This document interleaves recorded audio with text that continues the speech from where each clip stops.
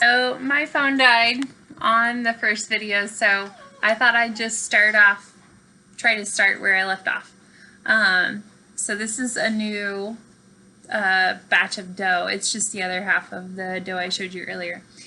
So yeah, I've got it all rolled out in, I can't remember if I had already said this or not, but I'm just basically feeling to make sure it's all level. So actually, I kind of wish I had taped me doing it, because there was a piece of the dough that like came up sometimes when you're rolling, and if you don't have enough flour on your rolling pin or your cookie dough, it'll like roll up onto the rolling pin. And that's not a big deal if that ever happens. Just stop where you're at, just roll it back, and this dough is really pretty sturdy, so it's a good dough. You just press the cracks back in and then just very gently roll it back to just kind of smooth it out. And you're going to cover it with icing, so if it has like a little line or something in it, it's not a big deal. Okay, cutting out the cookies. So I have a heart and this like fun little shape. I had someone, my principal at work, her mom passed away, so I'm making her some cookies for her mom's life celebration. So that's what you'll see me making. Okay, so I typically have my flour close to me. Some people like to put a little bit of flour in a bowl, or you can just put a little flour extra on your workspace and just kind of dip your flour in the dough. And then you want to try to maximize your space as best as you can. That means like use as much of the dough as you can. If you can't get all, you're not gonna get it perfect, because you're just gonna roll the dough back up and roll it out again. So not a big deal. All right, so I'm gonna get as much as I can. I already have, gotta do the math, give me just a second.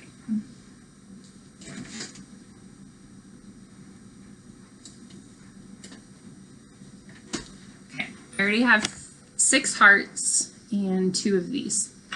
Oh, I totally forgot. I just said this in the other video. Super, super important.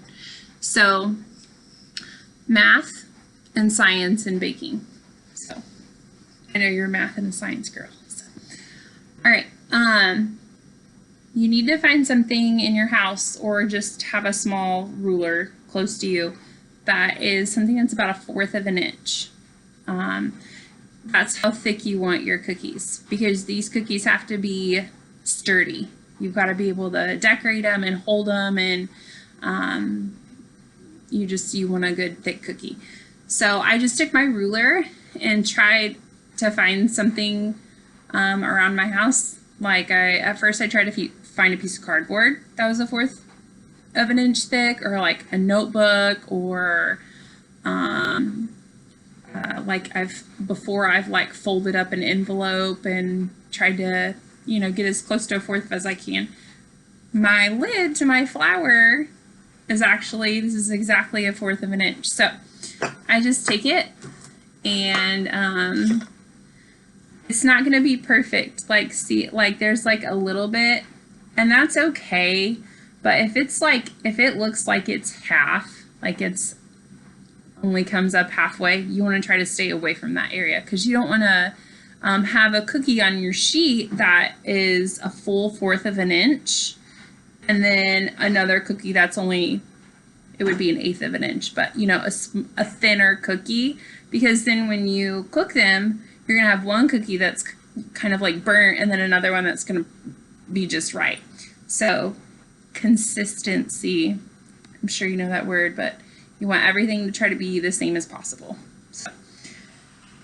So that's why you have to be patient in baking and take your time. I know sometimes it's hard. You want the finished product right away.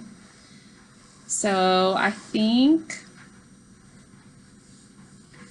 everything here looks pretty good. I think there's just this little dip down here that'll happen on the edge sometimes, and you can kind of feel like when it dips slow, you can kind of feel that it dips slower. So I'll just stay away from that. All right. And the longer you have your dough out, the softer it's going to get. So you don't have to work like super fast, but you're going to notice that it'll get stickier. It'll get stickier as you're working with it. So as best as you can, try to roll it out. I know, it takes time and stuff, but once you get good at it, you just try to roll it out pretty quickly. So that way it doesn't get too sticky and soft on you, because then it's really kind of hard to work with either. And plus, when they get softer, they're easier to make like a dent in.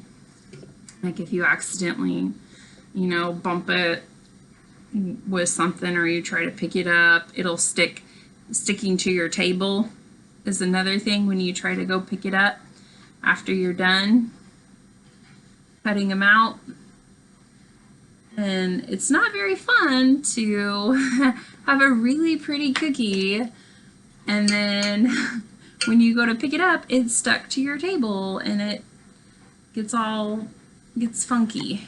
So all right, I did not have enough room for another heart, so I did one of these.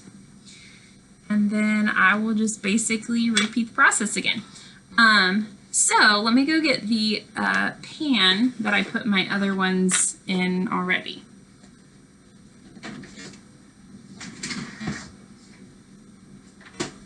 So I put them in this pan because my other pans are too big to fit in my freezer. So one thing about this dough, I know the recipe says you don't have to chill it, but I like to for at least, I don't know, 3-5 minutes. There's something about it that when the cookies bake, it just holds its shape better. Again, a science-y thing with temperature. So, yep, these have been in the fridge for probably about 10 minutes, so maybe a little bit long, but anyways, I will get these cookies on a pan that can go in the freezer for just a little bit, and then I'll put them in the oven, and you bake them at 350. Most cookies you always bake at 350, and then I'll put them on a timer for 11 minutes. Sometimes people's ovens can cook differently. So the recipe called for 10 to 12 minutes. So I typically go right in the middle with when they give you a range. So, but check on them when you get to 10 minutes, check on them and just see how they look. You want them to look, now it's a sugar cookie. So you know how like they're soft, some people like crunchy sugar cookies. I like them soft. So when you look at them in the oven, you do not want them to be all the way golden brown just yet, because then they will be burnt. The reason why is because when you take them out of the oven, the pan will still be hot. So when they're on the pan for 5 minutes, cooling, then they're still actually kind of baking. So it's okay if the way I like to look is when you see the cookie on the pan, just the little edges. So especially things that are at like a point, like this heart, or on these little pretty little edges with the tips, they'll get a golden brown, like a nice golden brown. And like I said, that's right at about 11 minutes. Sometimes if I have, like 15 cookies on a sheet, then it might take closer to 12. And really, watch it once you get to 11 minutes, because if add a minute to it, you would be surprised what just 1 more minute does in the oven for a cookie.